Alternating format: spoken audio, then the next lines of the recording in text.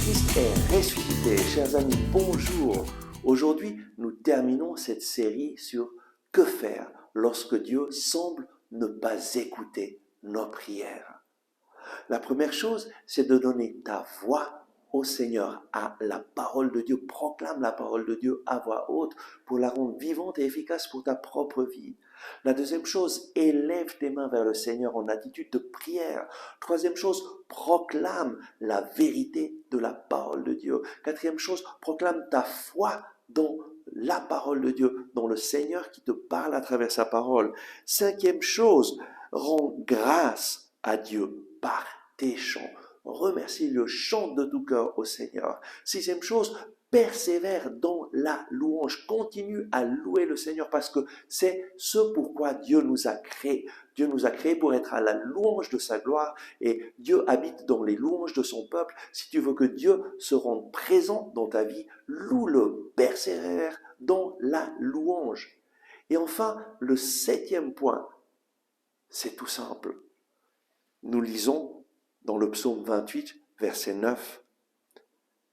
Seigneur, sauve ton peuple, bénis ton héritage, conduis-les, porte-les à jamais. David, à la fin de sa prière, demande la bénédiction du Seigneur. Bénis ton héritage, sauve ton peuple.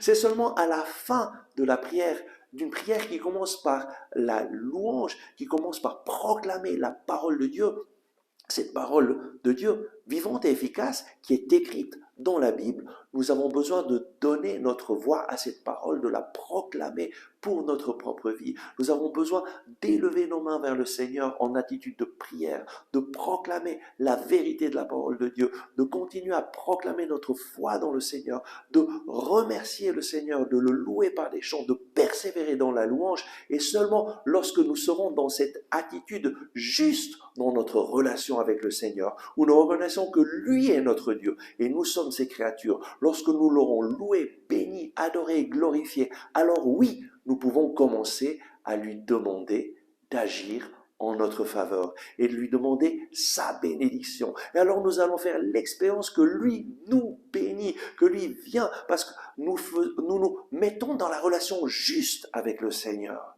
Très souvent, les personnes ne font pas l'expérience d'un Dieu vivant simplement parce qu'ils ne réalisent pas que Dieu nous a créés pour vivre une relation avec lui.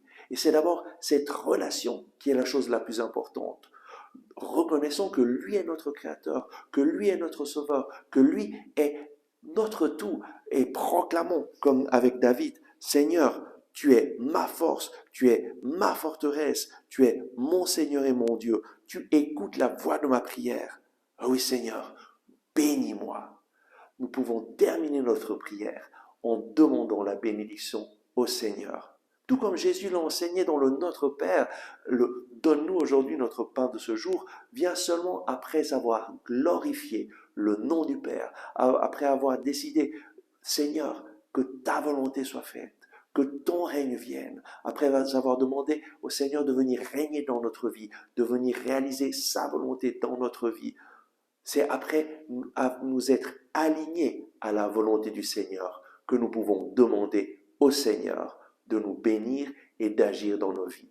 Et alors, nous verrons le Seigneur agir puissamment dans nos vies. Que le Seigneur te bénisse, te garde, mais en pratique ces enseignements. Que faire lorsque Dieu semble ne pas nous écouter? Et tu verras que Dieu écoute la voix de ta prière.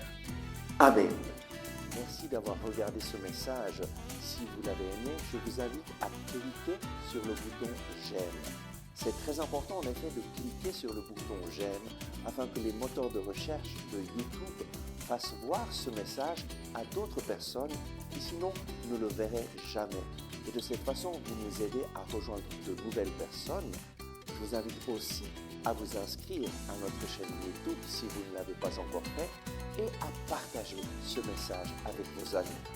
Ensemble avec ma communauté, nous prions pour vous et pour votre famille. À bientôt.